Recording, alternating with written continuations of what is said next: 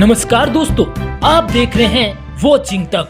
मैं आपका दोस्त रवीश कुमार का छोटा भाई रमेश कुमार। आज हम जानेंगे कहां पर राहुल गांधी ने वोट चोरी के मुद्दे को लेकर नए मामले उजागर किए। जानेंगे कहां पर वोट चोरी पर बड़ा मामला सामने आया। जानेंगे बिहार चुनाव की हर वो बड़ी अपडेट।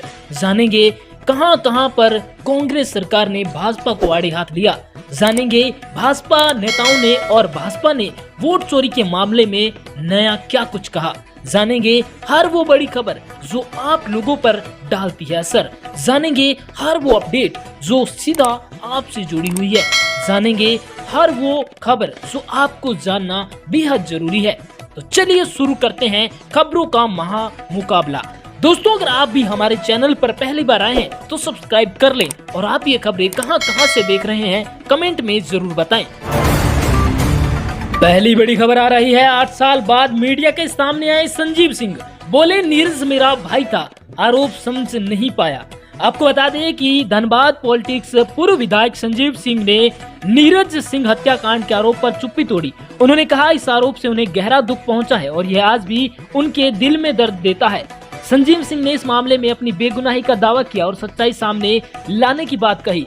बता दें, बहुचर्चित नीरज सिंह हत्याकांड में 8 साल जेल में रहने के बाद अदालत से बरी हुए झारिया से पूर्व विधायक संजीव सिंह ने रविवार को पहली बार मीडिया के सामने आकर अपनी चुप्पी तोड़ी। उन्होंने कहा नीरज सिंह हत्याकांड में अपनी भूमिका, राजनीतिक भविष्य और संगठनात्मक मुद्दों पर खुलकर बात की।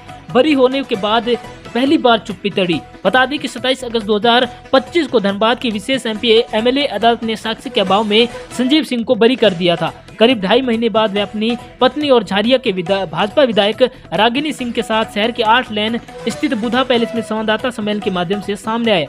आरोपों मेरे दिल में आज भी पीड़ा देते हैं। जी हां, आरोप को लेकर उन्होंने कहा यह आरोप मेरे को आज भी पीड़ा देते हैं।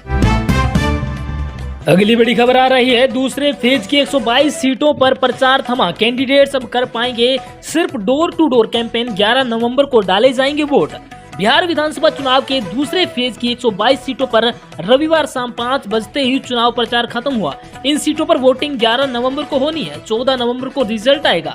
दूसरे चरण के मतदान से पहले भारत नेपाल सीमा पर निगरानी बढ़ाई गई। बॉर्डर को 11 नवंबर की रात तक सील की गई। वहीं इस दौरान सीमा पर लोगों के आने जाने पर रोक है। प्रचार के आखिरी दिन सीएम नीतीश कुमार कैमूर के चैनपुरा में जमा खान के लिए चुनाव प्रचार करने पहुंचे। लालू को बिना नाम लिए उन्होंने कहा खुद हटे तो पत्नी को सीएम बना दिया, केवल परिवार का सोचते हैं। तेजस्वी यादव ने रविवार को बिहार में कुल 16 जनसभाओं को संबोधित किया। राहुल गांधी ने किशनगंज और पूर्णिया में जनसभा की। वहीं यूपी के सीएम योगी ने भी 4 रैलियां की। अगली बड़ी खबर आ रही है। यादव होकर बीजेपी को वोट क्यों दिया। गोपालगंज में बीजेपी समर्थक ने कहा राजद के लोगों ने घर पर घुसकर मारा, 3 घायल। इलाके में तनाव। गोपालगंज के बेंकुटपुर विधानसभा क्षेत्र के जलालपुर गांव में वोटिंग को लेकर रविवार को 2 पक्षों के बीच जमकर मारपीट हुई। इस घटना में एक महिला समेत 3 लोग घायल हो गए। पीड़ित परिवार का कहना है कि राजद के लोगों ने उन्हें इसलिए पीटा क्योंकि उन्होंने 6 नवंबर को भाजपा उम्मीदवार के पक्ष में मतदान किया। घायलों में नारद यादव, संजय कुमार यादव और उनकी पत्नी रीना देवी शामिल है। सभी को तत्काल इलाज के लिए सदर अस्पताल में भर्ती करवाया गया, जहां डॉक्टरों को देखरेख में उनका इलाज चल रहा है। घायलों ने बताया कि उन पर हमला करने वालों ने उनसे सवाल किया कि यादव होकर बीजेपी को वोट क्या देगा। उनके अनुसार हमलावरों ने बीजेपी को समर्थन करने पर पिटाई की गई। वहीं राजद समर्थक विभिन्न जगहों पर भाजपा समर्थकों की पिटाई कर रहे हैं। बता दें, भाजपा नेताओं ने राजद पर हार की बुखलाहट का आरोप लगाते हुए कहा राजद समर्थक अलग अलग जगहों पर भाजपा समर्थकों की पिटाई कर रहे हैं। अगली बड़ी खबर आ रही है। बिहार चुनाव में बीजेपी राज्यों की फोर्स गुजरात, यूपी समेत 14 राज्यों के 14,560 जवान बूथों पर तैनात। सीआईएसएफ के हवाले स्ट्रांग रूम। बिहार में पहले चरण की 121 विधानसभा सीटों पर 6 नवंबर को रिकॉर्ड 65.08% वोटिंग हुई। न कहीं गोली चली न बम फूटे। इसका बड़ा श्रेय चुनाव आयोगों को सुरक्षा के सख्त इंतजाम के लिए मिला। बिहार में चुनाव के लिए सीएपीएफ की 1650 कंपनियां तैनात है। स्ट्रांग रूम की सुरक्षा सीआईएसएफ के जवान कर रहे हैं। वहीं बीजेपी शासित गुजरात, उत्तर प्रदेश समेत 14 बीजेपी या एनडीए शासित राज्यों से 14,560 से ज्यादा जवानों को बुलाया गया है। अगली बड़ी खबर आ रही है। राहुल वोट के लिए बाबा साहेब का नाम लेते हैं। अरवल में शाह बोले लाल झंडे की आड़ में नक्सलवाद, जंगल राज वापस आ जाएगा, इन्हें रोकना जरूरी। आपको बता दें कि केंद्रीय मंत्री गृह मंत्री अमित शाह ने अरवल में कहा, अगर गलती से भी ये लाल झंडे वाले आ गए तो पूरे बिहार में जंगल राज आ जाएगा। एक समय पूरा बिहार नक्सलवाद की जद में था। आज जो लाल झंडे लेकर आते हैं न वे कहीं कभी नक्सलवाद को पनपाते थे। जरा भी गलती हुई तो नक्सलवाद जंगल राज वाले फिर लौट आएंगे। ये लेफ्ट वाले आए तो सारे उद्योग चले जाएंगे। हम बिहार में 25 चीनी मिल लगाने वाले हैं, इन्हें पटना पहुंचने देना नहीं देना है। कुछ दिन पहले राहुल बाबा ने घुसपैठियों को बचाने की यात्रा निकाली थी। कह रहे हैं लोगों को वोट कटा है, वोट तो घुसपैठियों का कटा है। उन्हें बिहार से ज्यादा बांग्लादेश के लोगों की चिंता है। अगली बड़ी खबर, कोटा में गहलोत के सामने धारीवाल गुंजल के समर्थक भिड़े। नारेबाजी और धक्का मुक्की उपचुनाव से पहले सामने आई कांग्रेस में गुटबाजी। अंता 12 उपचुनाव में रविवार 9 नवंबर को चुनाव प्रचार का आखिरी दिन है। राजस्थान कांग्रेस और भाजपा के सीनियर लीडर चुनावी मैदान में प्रचार में जुटे हैं। इसी बीच कांग्रेस के गुटबाजी भी खुलकर सामने है। दरअसल शनिवार 8 नवंबर रात को पूर्व मुख्यमंत्री अशोक गहलोत चुनाव प्रचार के लिए पहुंचे थे। कोटा रेलवे स्टेशन पर उनके स्वागत के लिए शांति धारीवाल और प्रहलाद गुंजल के समर्थक आपस में ही भिड़ गए। इस दौरान कुछ देर के लिए अफरा तफरी भी देखने को मिली। पुलिस ने मुश्किल से अशोक गहलोत को भीड़ से निकालकर कार तक पहुंचाया। धक्का मुक्की और एक दूसरे के खिलाफ नारेबाजी भी की। बताते कांग्रेस नेता शांति धारीवाल और प्रहलाद गुंजल में खींचतान पुरानी है। ऐसे में उनके कार्यकर्ताओं में एक दूसरे को लेकर नाराजगी दिखती है। वही शनिवार को भी कुछ ऐसा ही देखने को मिला। गहलोत के स्वागत के लिए पहुंचे दोनों नेताओं ने कार्यकर्ताओं को एक दूसरे के साथ धक्का मुक्की करने लगे। नारेबाजी के साथ एक दूसरे के खिलाफ जमकर बयानबाजी भी की। बीच बचाव कर रही पुलिस को भी दोनों पक्षों ने घेर लिया। अगली बड़ी खबर आ रही है, सुपौल में योगी बोले कांग्रेस आरजेडी का गठबंधन एक धोखा। आपकी जमीन हड़पने वाले नौकरी नहीं देंगे, इनके एजेंडे में विकास कभी नहीं था।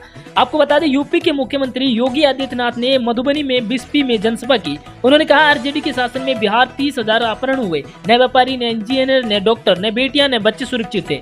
विकास केवल सुरक्षा के माहौल में ही हो सकता है। जब उत्तर प्रदेश में राजद कांग्रेस का पार्टनर सत्ता में था तो हर तीसरे दिन दंगे होते थे, कर्फ्यू लगा दिया जाता था। आज वहाँ कोई समस्या नहीं है। अगली बड़ी खबर आ रही है, मेरे हाइड्रोजन बम पर ईसी और मोदी चुप क्यों। किशनगंज में राहुल गांधी बोले हमारे आरोप सही इसलिए बोलती बंद है, ये वोट चोर है। राहुल गांधी ने रविवार को किशनगंज में महागठबंधन के कैंडिडेट्स के समर्थन में सभा की। इस दौरान उन्होंने मोदी और चुनाव आयोग पर जमकर निशाना साधा। राहुल ने कहा है ये लोग हरियाणा, महाराष्ट्र और मध्य प्रदेश में वोट चोरी कर सरकार बना चुके हैं, बिहार से भी ये यही करने वाले हैं। उन्होंने पूछा आपने हरियाणा वाला हाइड्रोजन बम देखा है या नहीं। मैंने इन लोगों की बोलती बंद कर दी। मैंने आरोप लगाया कि मोदी और चीफ इलेक्शन कमिश्नर वोट चोरी कर रहे हैं। मोदी जी ने एक बार भी नहीं कहा राहुल गांधी झूठ बोल रहा है, मैं वोट चोरी नहीं कर रहा हूं। ज्ञानेश कुमार ने बोला ये बोल नहीं सकते क्योंकि हमने जो आरोप लगाए हैं वो बिल्कुल ही सही है। बीजेपी के नेता 2-2 राज्यों में वोट कर रहे हैं। मोदी और अमित शाह चुनाव नहीं जीतते, वोट चोरी करके चुनाव जीतते हैं। अगली बड़ी खबर आ रही है, मीसा बोली महागठबंधन के शपथ ग्रहण में पीएम को बुलाएंगे। तेज प्रताप की Y+ सिक्योरिटी पर कहा सरकार जाने क्यों बढ़ाई, बीजेपी के पास मुद्दे नहीं है। आपको बता दें आरजेडी सांसद और लालू यादव की बेटी मीसा भारती ने कहा महागठबंधन के शपथ में प्रधानमंत्री मोदी को भी बुलाएंगे, वो हमारे भी प्रधानमंत्री है। वहीं भाई तेज प्रताप को सिक्योरिटी बढ़ने पर कहा यह सरकार का मामला है, वही जाने क्यों बढ़ाई है सुरक्षा। समस्तीपुर में वीवीपैट की पर्चियां फेंकी मिलने पर मीसा ने कहा दानापुर में सीसीटीवी कैमरा बंद कर दिया गया है। चुनाव आयोग निष्पक्ष नहीं है, दबाव में आकर काम कर रहा है। कहीं न कहीं पूरी दाल काली है। राज्य सांसद ने पीएम पर निशाना साधते हुए कहा बीजेपी और पीएम के पास मुद्दे नहीं है, वो प्रचार में भोजपुरी गाने सुना रहे हैं। अगली बड़ी खबर आ रही है, धीरेन्द्र शास्त्री बोले दान करो पाकिस्तान उड़ाने में काम आएगा। देखने के लिए पेड़ खंबे पर चढ़े लोग, बुलडोजर से फूल बरसाए, भक्तों ने पैर चूमे। बता दें आपको बागेश्वर धाम धीरेन्द्र कृष्ण शास्त्री की सनातन एकता पद यात्रा का रविवार को तीसरा दिन है। दिल्ली से शुरू हुई ये यात्रा हरियाणा से होते हुए धीरे धीरे वृंदावन की ओर बढ़ रही है। कथावाचक कवि अनिरुद्धाचार्य आज यात्रा में शामिल हुए। वहीं धीरेन्द्र शास्त्री के साथ भजन में झूमते नजर आए और भगवा ध्वज भी लहराए। दोनों ने सड़क पर बैठकर पूड़ी और आलू की सब्जी खाई। इस दौरान धीरेन्द्र शास्त्री संतों को पूड़ी और सब्जी परोसते नजर आए। फरीदाबाद में यात्रा के दौरान धीरेन्द्र शास्त्री को देखने के लिए लोग पेड़ों और यूनिपोल पर चढ़ गए। इस दौरान शास्त्री पर बुलडोजर से फूल भी बरसाए गए। यात्रा के पीछे एक युवक सुरक्षा घेरा तोड़कर धीरेन्द्र शास्त्री की ओर बढ़ने लगा। सुरक्षा कर्मी ने उसे पकड़ लिया, लेकिन बाद में शास्त्री ने अपने पास बुलाया। युवक ने बताया कि वह भक्त है, जिसके पास उसे छोड़ दिया गया। अगली बड़ी खबर आ रही है, मध्य प्रदेश की सीएम ने मां जानकी मंदिर में की पूजा। सीतामढ़ी में मोहन यादव बोले महागठबंधन कभी राम मंदिर नहीं बनवा सकता था। मध्य प्रदेश के मुख्यमंत्री मोहन यादव ने आज सीतामढ़ी के पुनौरा धाम में मां जानकी के दर्शन किए। इस दौरान उन्होंने मंदिर में आरती भी की। जानकी के दर्शन किए और मंदिर में आरती के बाद मोहन यादव ने कहा, मैं बिहार चुनाव में हमारे एनडीए उम्मीदवारों के लिए लगातार प्रचार कर रहा हूं। आज मुझे माता जानकी की जन्मस्थली पर जाने का अवसर मिला। कांग्रेस और उनकी सभी साजिशों को उजागर करते हुए हमने अयोध्या, बनारस और उज्जैन से देखा है कि धार्मिक पर्यटनों केंद्रों के माध्यम से हमारे नागरिकों के जीवन में क्या बदलाव आ सकते हैं। कांग्रेस और उसके सहयोगी ऐसा कभी नहीं करते। बिहार चुनाव से पहले नीतीश कुमार के प्रस्ताव पर प्रधानमंत्री मोदी ने माता सीता का जन्मस्थली जनकपुरी धाम के लिए राशि स्वीकृत की। जितनी जल्दी यह बनेगा उतना ही यह हर वर्ग के लिए कल्याण के लिए बड़ा पैमाने पर धार्मिक पर्यटन का केंद्र बनेगा। मैंने गरीबों, महिलाओं और युवाओं और किसानों की भलाई के लिए माता से प्रार्थना की है। अगली बड़ी खबर आ रही है, सुपौल में योगी बोले, कांग्रेस आरजेडी का गठबंधन एक धोखा।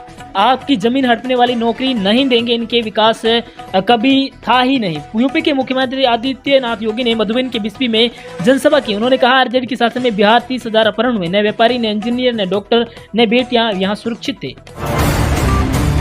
अगली बड़ी खबर आ रही है, तेजस्वी बोले, पीएम ने मेरे पीछे 30 हेलीकॉप्टर लगा रखे हैं। भारत सरकार के पूरे मंत्री बिहार में कहां, चुपचाप लालटेन छाप, समर्थकों ने पहना चांदी का मुकुट। आपको बता दें, बिहार विधानसभा चुनाव प्रचार का आज आखिरी दिन है। शाम 5 बजे प्रचार बंद हो जाएगा। तेजस्वी यादव ने बैक टू बैक 16 सभाएं करेंगे। उन्होंने पहली सभा रोहतास के दिनारा में की। उन्होंने कहा कि महागठबंधन की सरकार बनेगी तो जिस घर में सरकारी नौकरी नहीं है उस घर के एक सदस्य को नौकरी दी जाएगी। इसके साथ ही 14 जनवरी यानी दही चूड़ा के दिन मां बहनों के खाते में 30,000 रुपए डाले जाएंगे। तेजस्वी ने यह भी कहा कि पीएम बिहार में आकर कट्टा की बात कर रहे हैं, लेकिन मेरा फोकस बस बिहार के विकास को लेकर है। किसानों की सिंचाई के लिए बिजली फ्री कर दी जाएगी। आज मेरा जन्मदिन है, आप लोगों से आशीर्वाद चाहिए। वहीं उन्होंने कहा कि आप लोग सरकार बनवाइए, उसके बाद पटेल जी की मूर्ति का अनावरण करने आएंगी। वहीं तेजस्वी ने अपने स्टाइल में हाथ हिलाते हुए कहा कि चुपचाप लालटेन छाप। देश और दुनिया की तमाम बड़ी खबरों के लिए आप हमारे चैनल वॉचिंग तक को आज ही सब्सक्राइब करें, क्योंकि यहाँ पर खबरें बिल्कुल विस्तार से और सटीकता से बताई जाती है।